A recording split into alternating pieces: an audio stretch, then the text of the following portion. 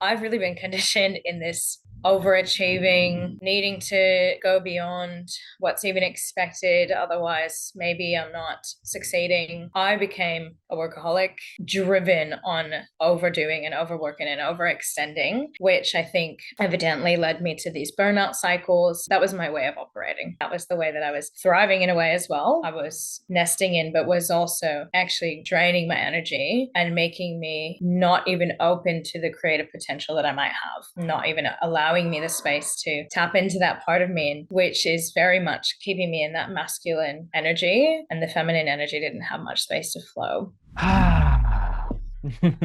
Bree, welcome to my podcast. Thank you. I'm going to throw to you straight away. Introduce yourself. Why are you here? What do you do? What excites you? Go. Wonderful. Thank you, John. Thank you so much for having me. My name is Brianna, or otherwise Bree. I have been launching my own business called Devotional Alchemy, which encompasses sacred and somatic Shibari. So, if you haven't heard of Shibari, it's an ancient Japanese practice that involves rope and rope bondage.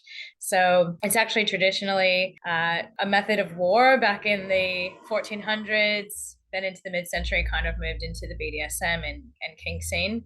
But the way that I've expressed and explored Shibari has been in a really sacred and healing way. And that's what I've brought through and want to bring forth into the community and share in a really beautiful, nurturing and sacred practice. So how it works is we use natural rope to bind and tie areas of the body to really focus on areas that might need activation, shifting of energy, of stagnancy. And through the practice, it's a beautiful conscious exchange of giving and receiving. And so that's sort of the crux of the practice itself. And I offer somatic Shibari healing sessions, which go through a multi-sensory journey of breath work, meditation, sound journey with crystal balls and sound tools, and it moves through this beautiful flow where in the end it does sort of release and alleviate physical, mental, spiritual tension. So that's one of them. And then also a few other sessions where we're doing workshops and teaching individuals and partners ties to connect deeper to themselves and to each other.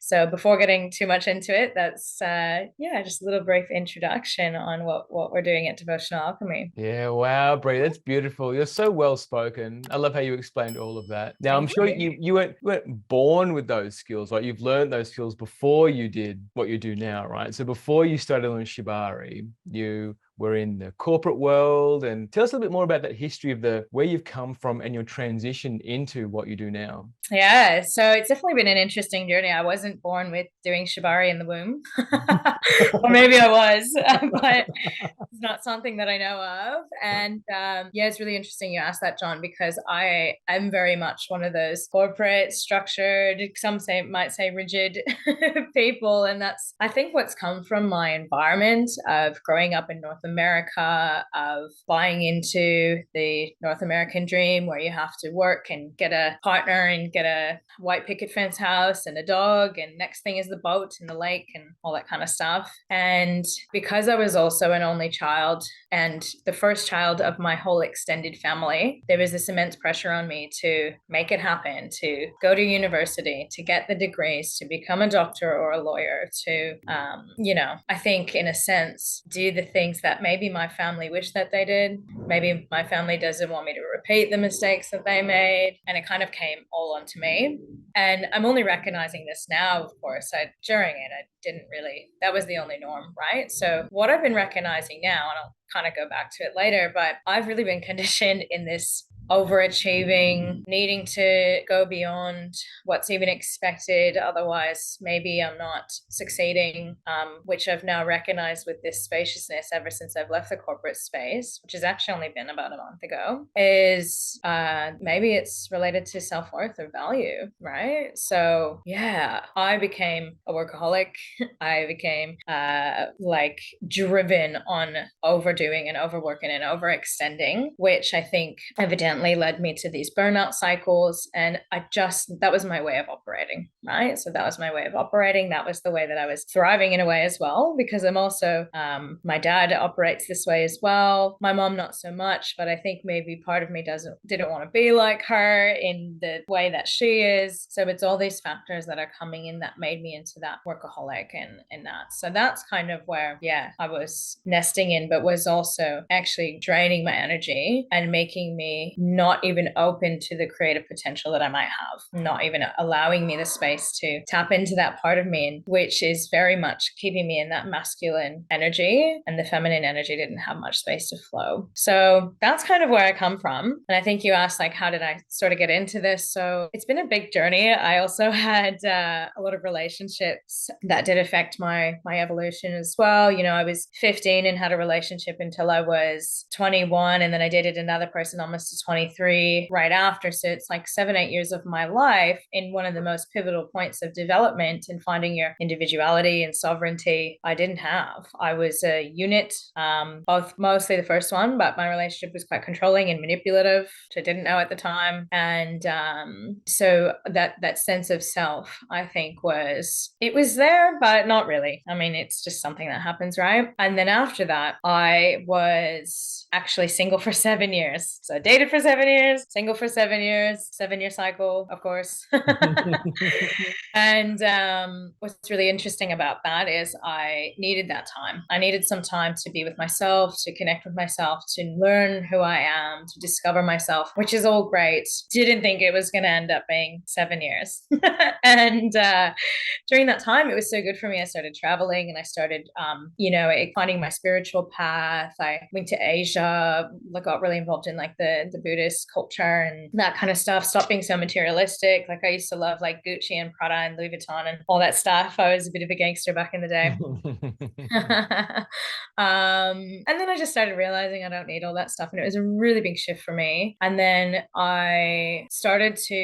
but then what happened is during that time, I went on the hormonal IUD for my menstrual cycles, for my pains at the time, which I had a really negative connotation towards. Like I was like, oh, menstrual cycle, like gross, get away, ow, all these things that just weren't a good experience for me. And I went on the IUD, which was wonderful at the time. I was like, oh my gosh, I'm just free and I'm going like 5 years strong and I don't have my period and I don't have any pains and I'm floating through life.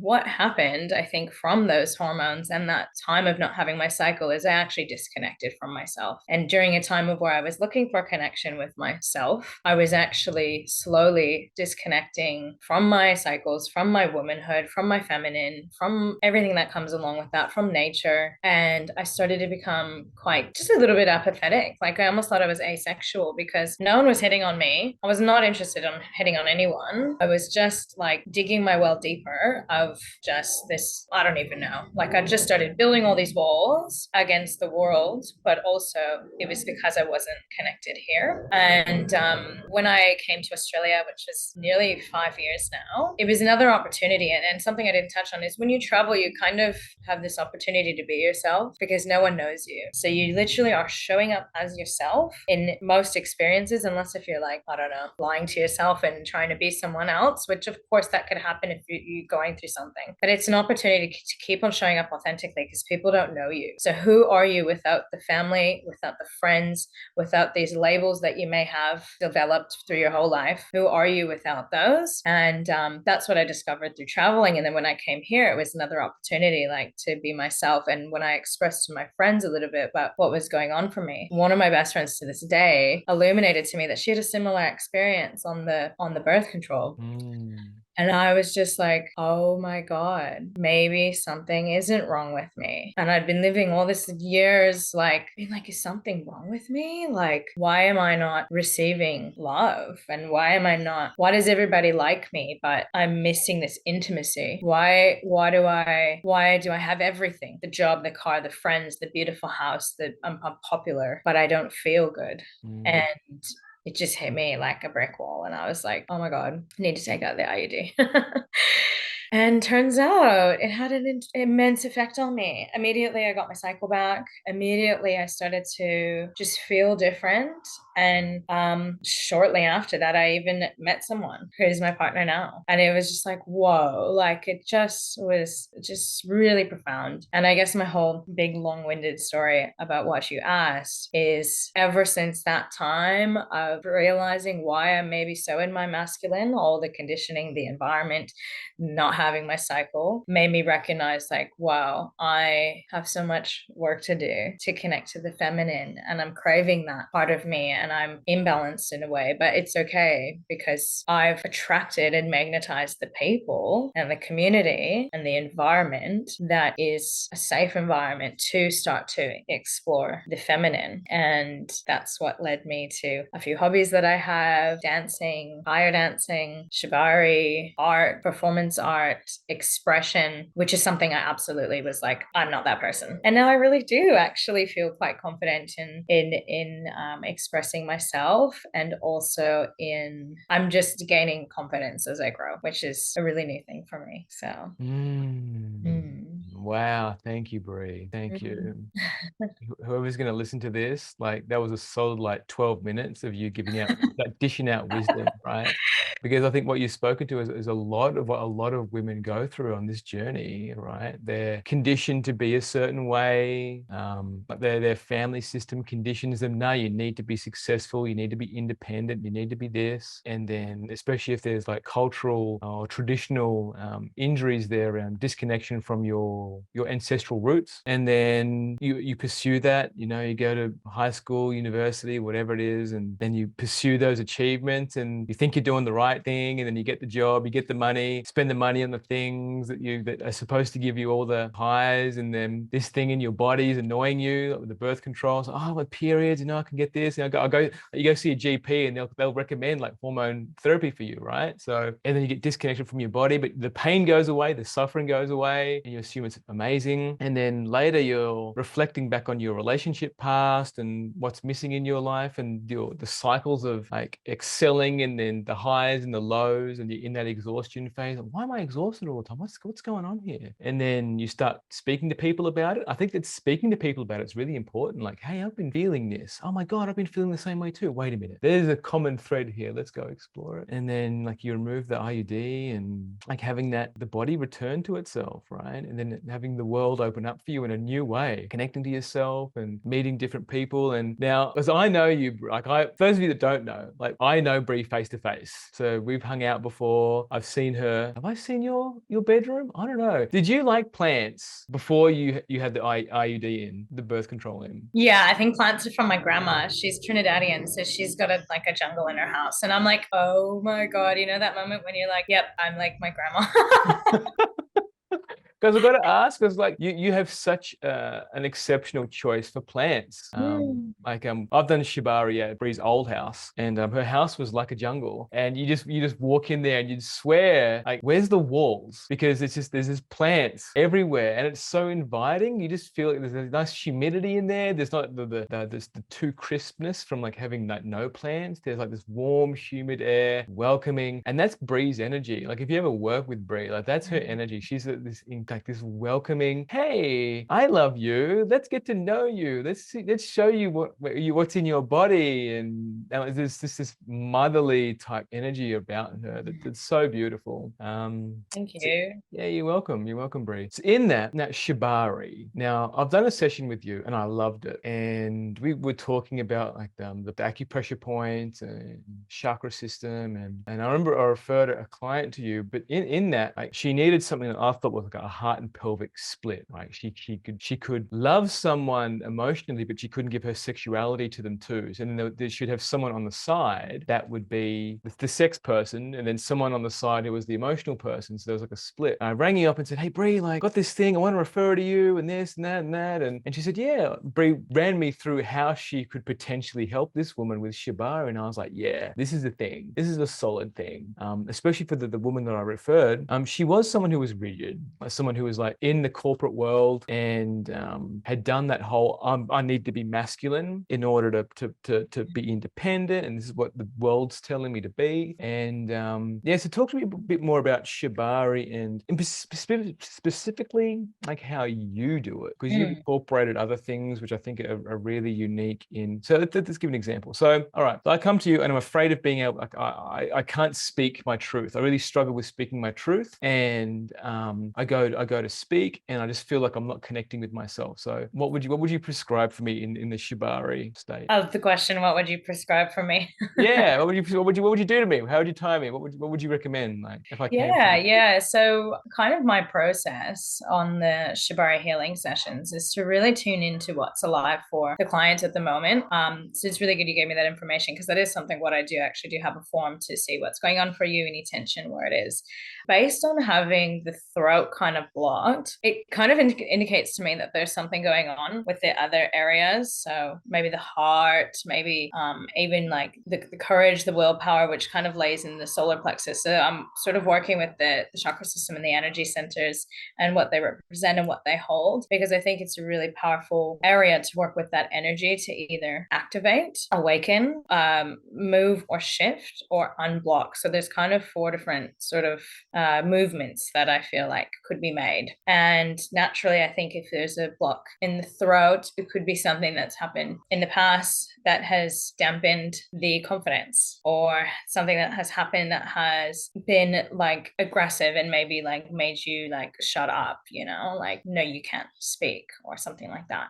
So that's like maybe fear or something like that. Or I always leave it to the person to also up to them if how much they want to share. So I just sort of work with the energy and what's present. So based on that, I do feel like there's something maybe going on with the heart, with the solar plexus.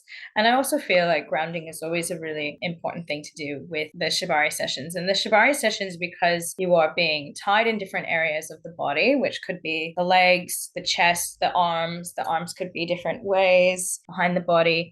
Because you are on the ground and being tied, it's obviously restricting.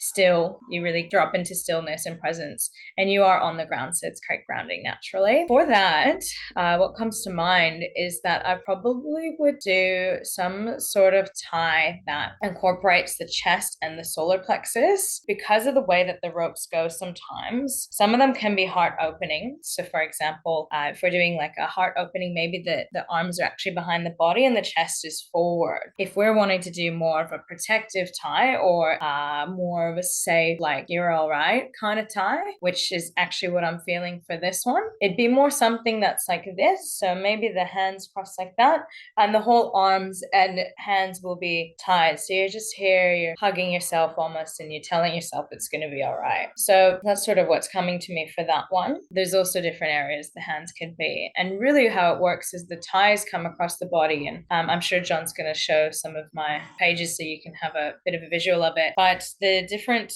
ties where they land, so wherever the ropes intersect, it creates a bit of a pressure point. And especially if we're doing a knot, which is called a nodame, and it's just a knot that sort of locks the ropes into place. Those nodames come on different pressure points on the body, and they actually work with acupressure points. So based on that, that's where we're going to get the flow of the energy and the movement of the energy. I feel like the heart's a really powerful place, because energy is coming from the heart through the whole body, right? Through our blood, through our heartbeat, oxygen, all that stuff. So yeah, what's coming to me is more a tie like that, but really tying into also the solar plexus, which is just right under the chest in the middle between the ribs. And that is a point of willpower, of confidence, of self-discernment, of sort of that sovereignty and individuality. And the reason why that comes to me for the throat is because also in Shibari, we're not so much as tying the neck or the throat, mostly because it's really sensitive area, it holds risk, all that kind of stuff. So that's a whole other element of Shibari, which is safety and consent and risk, which I can talk a whole hour about or more. But because we're wanting to open the throat rather than protect it or close it, that's another reason why we wouldn't put anything there. It's more like opening. So if, for example, as well, if someone needs a pelvic opening, I'm actually not going to tie that area. I'm going to tie the areas around it to provide space for energy to flow through there rather than tying it. It just depends. If it feels like there's a block there, then maybe we'll tie it to get the pressure to release. But anyways, so back to it's back to the throat. So yeah, I would probably tie like chest, the solar plexus. And then during the session, I actually do trace the ropes with my hands. So it creates pressure, it creates vibration, and it creates movement of the energy and the flow. And then once all the ties are done, usually we do a series of the 3 ties, some on the legs for grounding, just to feel that comfort and that safety. As John said, for my nurturing energy, Shibari is actually quite nurturing, and I get a lot of concern of, oh, I might be claustrophobic, I won't feel good in the ropes, or oh, that doesn't feel safe, it's constricting, and I don't want to release control. But that's also why people come to me. People come to me and they're like, oh, I'm really claustrophobic and I can't release control, but I want to get tied just to see what happens. And I'm like, right. But what I'd love to mention now is it's a really nurturing practice. It's actually quite meditative and quite therapeutic, because when you are bound like that, and it's quite tight, it's almost like that motherly swaddle. It's like when you're a baby and you're swaddled in a little, I forget what it's called. The muslin cloth. Yeah, the muslin cloth. It's like when you're swaddled in there, or when you just held really tight in a hug, it feels good. And when you're wrapped in your blankets in the winter, or whatever, right? So that is the effect that you get when you're tied like that, and when your legs are tied too, you just feel like you're in this little cocoon. And then I do the sound healing, which reverberates the vibrations into the robes, and you feel it, and you feel the sensations. You're very much in the tangible body, and that's why it's somatic Shibari. It's really tuning into the soma, which is body, the somatic landscape, and getting you out of the head, really relinquishing the mind and allowing yourself to feel, to become embodied. And in that specific instance, what I feel that is, if we're really letting your heart know that you're protected, letting your confidence be activated, then naturally I would have the intention that it opens up the throat, it moves any disbeliefs, any limitations, anything that's blocking you from expressing, and ideally that shift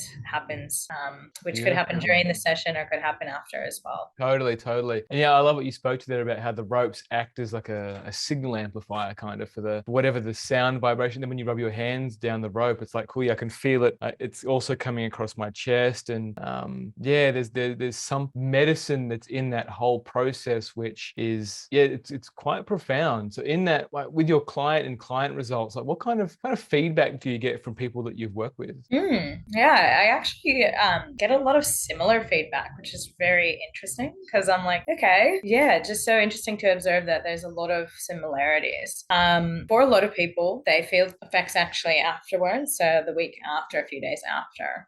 From right after the session, some of the feedback I get is that, so for one thing, the breath is really your anchor in the session as well. So I always sort of, we go through a bit of breath work at the beginning so that you can carry that throughout. When you breathe into the ropes, it actually constricts, because you're breathing into something that's tight. So it actually does provide you this sensation of constriction and expansion. So that's one thing that people, when they start to think about things and like get the monkey mind thinking about work or whatever they're stressing about, or, when they come to the breath, they really notice this connection to the rope and to me and to the present moment coming to that breath. So that's one thing that I always hear feedback about, is people are always saying, wow, like just through the breath, I could just get over the mind and into the presence. And even that in itself, I think, is just so powerful and really shows the medicine of just the stillness and the presence that it can cultivate in the self. And then the next thing I always get feedback about is the sound. So this sound apparently just makes the whole body like almost just a lot is flowing. So I hear that like they're just completely transcended from the physical, even though it's so physical. And they've completely like relinquished the mind, and they're in that experience. And the ropes actually reverberate on, the sound actually vibrates the rope. So it's this really multi-sensory experience. And people tell me that they literally feel the energy shift in the areas, and they feel it flow, and they feel it circle the whole body almost like an infinity. And these are sort of little phrases I'm hearing, which is so wonderful. I'm really just a channel for this. The person who is here is really, they're doing the work. They're there and they're present, and the ropes and them are doing the work, and I'm holding that space, and it's really beautiful because something unique comes through every time. And I think the last thing is the pressure and the power of the pressure and the acupressure points, and the duality of the tenderness and the the strength, the rope against like the tenderness of the body, the flow of the rope of these ties, but the way that it comes off and comes on is this beautiful flow. And this, it's just like this playing with duality that people really recognize what's sort of going on for them internally as well. So I've had friends who were really going through, like I've had a lot. So also there's sometimes release that happens. It can be quite cathartic when you're undoing the rope also vibrates on itself. It then releases places that were tense, of course, because you're kind of in the rope for about half an hour when all said and done. And that release is quite physical. It's also energetic and emotional and mental. Like it really kind of taps into all the layers. So there often is a cathartic release. You know, there's tears, there's like maybe a bit of shaking or like shivering, or it could be ticklish or just like chills. And there's all these different sensations that can happen. And yeah, often it's quite emotional. So having said that, I always give about 10-15 minutes at the end for you just to have your space. And I actually come back with some tea after and we have a little debrief. And often there's not words, or sometimes there's words. So it's totally whatever happens. But yeah, I've had friends move through really stressful mental blockages and like mental tension and move through situations with their housemates. Like, you know, be like really struggling for months and months with these situations, and then being able to come out of it and just like release everything they were holding on to and like come to the situation with a new light, which has been beautiful. I've had friends going through relationship problems and like relationships with their partners where they're just like so built up and everything that's going on and just always charged with them and always like cannot navigate. And then after feeling just like such a physical freedom almost, that they're feeling a little bit lighter and more equipped to then go and like approach the situation from a different angle, which is really beautiful as well. And interestingly enough, and this is something as well that like I'm learning, and this is why I also have a network of referrals to refer people to, is like one of my friends, she had a lot going on and she ended up getting like an actual toxic release. Wow. A few days after. So she was like so stressed out for so long, had a lot going on, was not well.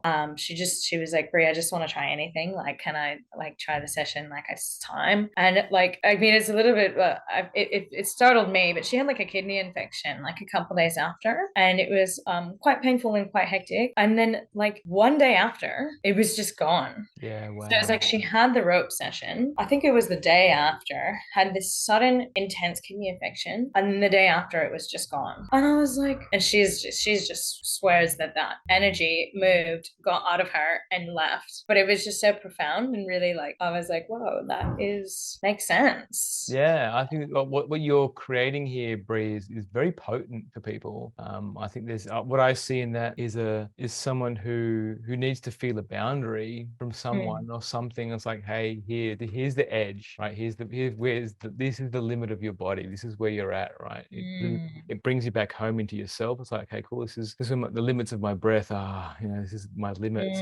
When you feel the limit, it's like, hey, cool. There's a limit here, and then the body's just going to take over, like whatever's there. And yeah, your medicine's potent, Brie. That's why whenever I hear something, it's like, no, that's a Shibari thing. Like I want whoever it is that I needs to have the breakthrough. Cool. I can't speak to you through this. You need to go physically have some medicine to put you back in your body. Because like with women in particular who are masculine or who have an overcharge of their masculine, they're not trying to think their way through their relationship stuff. And I'm like, sure, we could talk about anxious attachment, avoidant, fearful avoidant, all those things. I could give you all the technology and the framework around why you're in your relationship. But deep down, you're not connected to yourself. Right? And sometimes they're so far gone that they need to have some kind of body work. And in that relationship dynamic, there's usually a high charge of anxiety. Oh, this person's going to reject me. Is this the right relationship? I think he's cheating on me. I think he's going to leave me.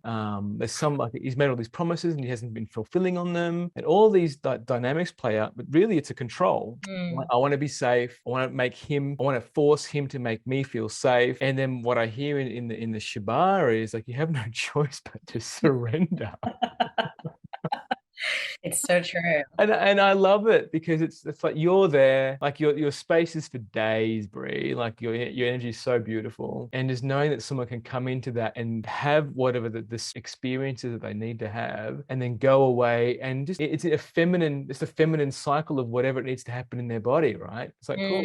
Mm, I'm not forcing it. Cool. I finished the session and now I'm ready for life. It's like, no, it's gonna happen. Your body has its own timing. You just gotta trust it. Like a rope curve, you know, like yeah. it's its own thing. It's got its own energy to it. So yeah, that's I love that, Brie. I love I that. think it's really interesting that you say that because that's one thing I didn't say is rope is really about surrender. Mm. You don't have any other option but to surrender, and we're so resistant to surrendering, and that is literally what the rope holds space for, which is like even in my own journey. And I think that's why I'm of course sharing this, is because it's where I came from, you know, like I'm learning my feminine expression and my surrender and my flow and my receptivity, receiving. How do you receive? How do you accept? How do you approach something with non-judgment? And I think that's the biggest thing about Shibari is like surrendering and relinquishing control. And a lot of men actually come to me. Wow.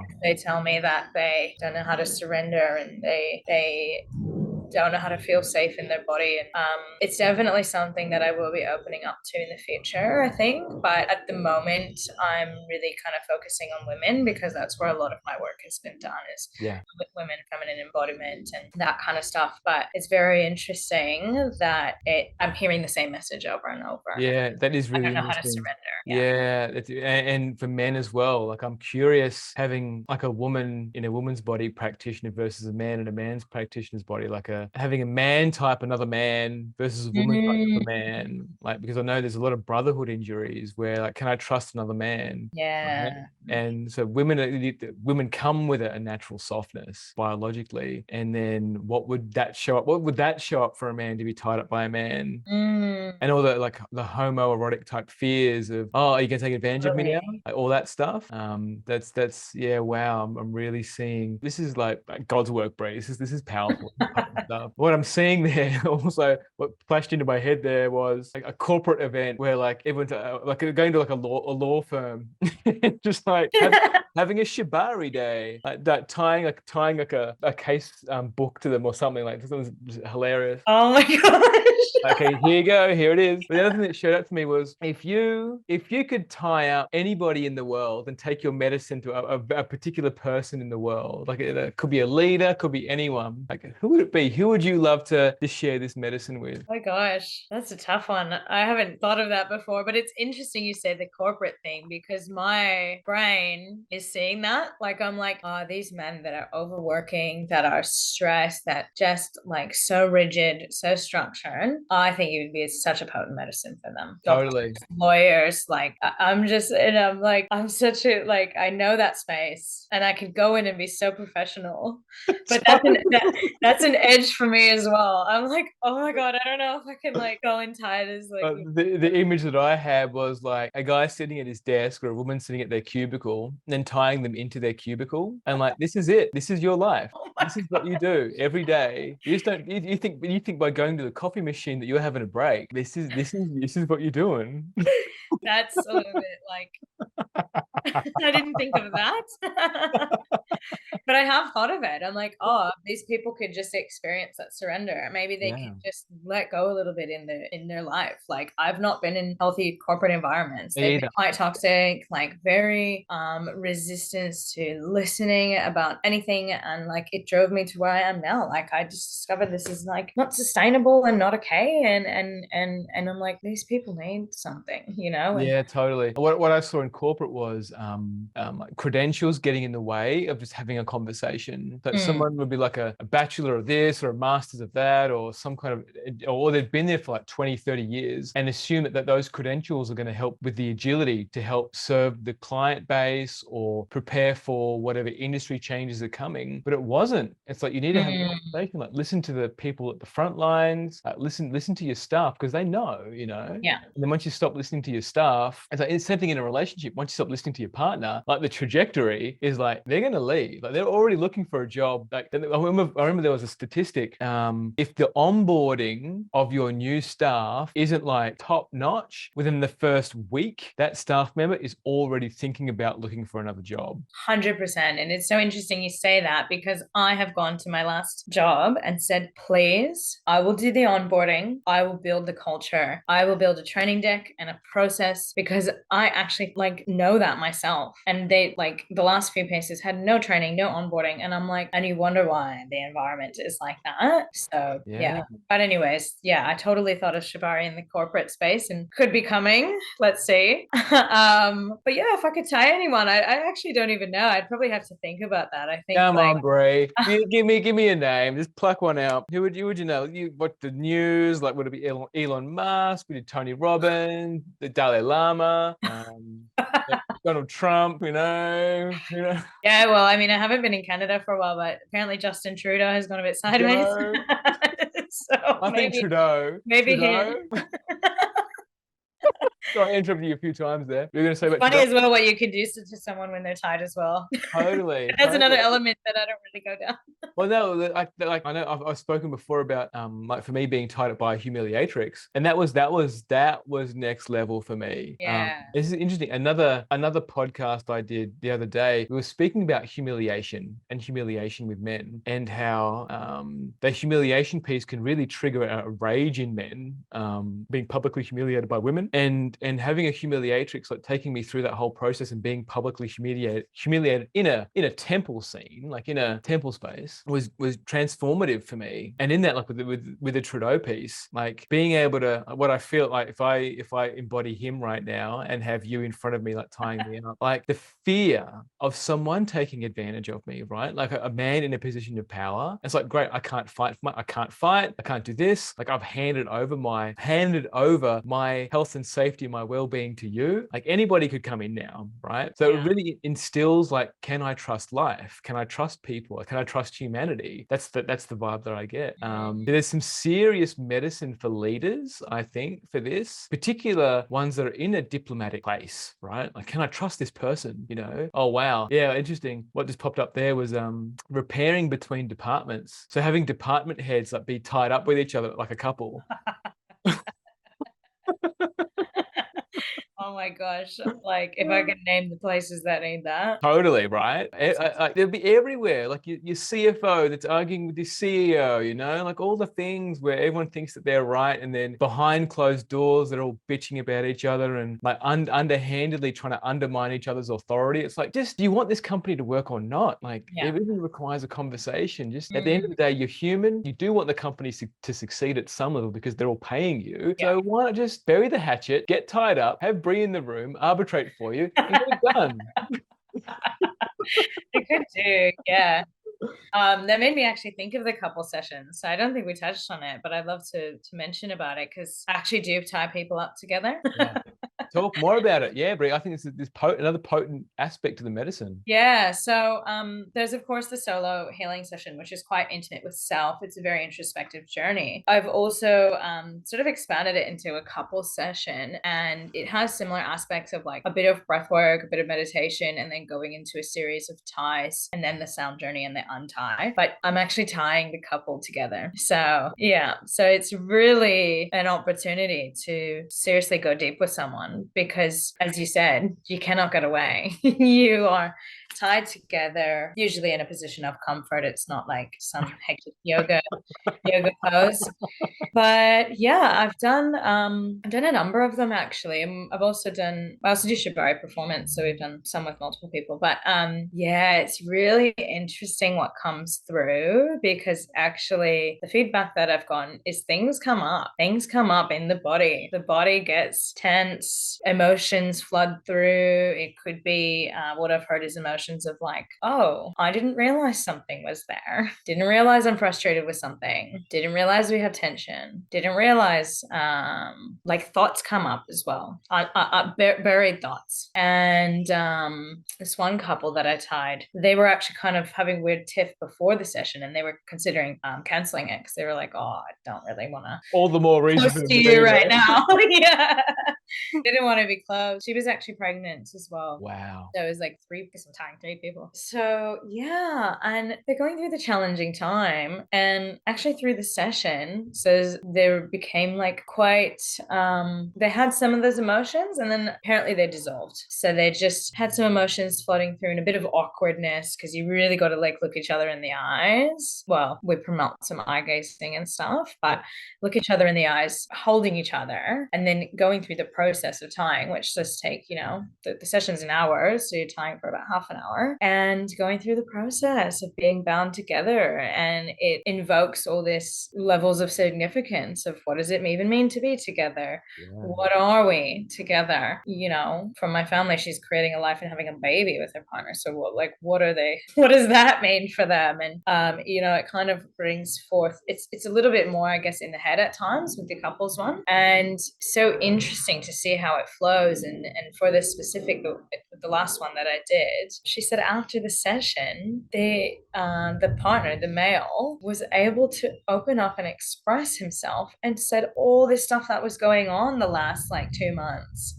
And she was like, oh my gosh, like, I had no idea. And like, why didn't you tell me? And he was like, oh, like, didn't feel safe, and like, didn't know how. And that just allowed him to soften and start to cultivate safety. And then they spoke, and she told me that was, they went back to feeling the first way, the beginning of the relationship. Wow. They went back to that feeling. And I was like, oh my gosh, like, that is so special. And yeah, that it's so similar each time. Like, my other friends, they were going through something too, and we did it for a performance, so it's a bit different. It's more of a ritual that we do, and they became more connected than ever. And they were kind of at the beginning of the relationship, and I was just like, wow, it's so beautiful when you have space and no words, and you're connecting through body language and energy and presence. I think presence is a big one that maybe, depending on your relationship, it may not always be there, or in snippets.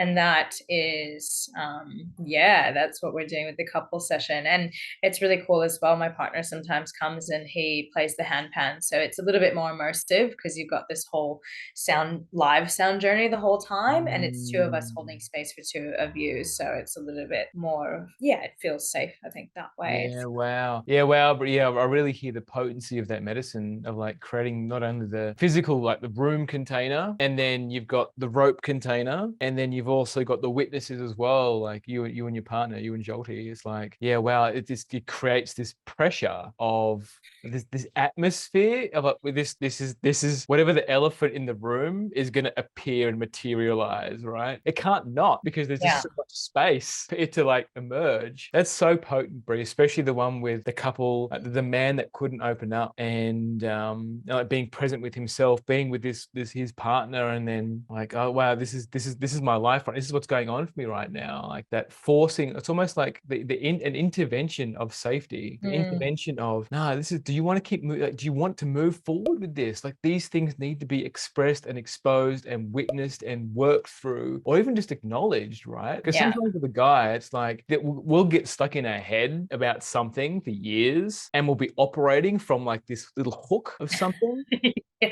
And we'll swear blind that it's real in our head until we actually vocalize it, and our partner will be like, yeah, cool, just don't do it anymore. Why am I carrying this? And it's so small. So small. Totally.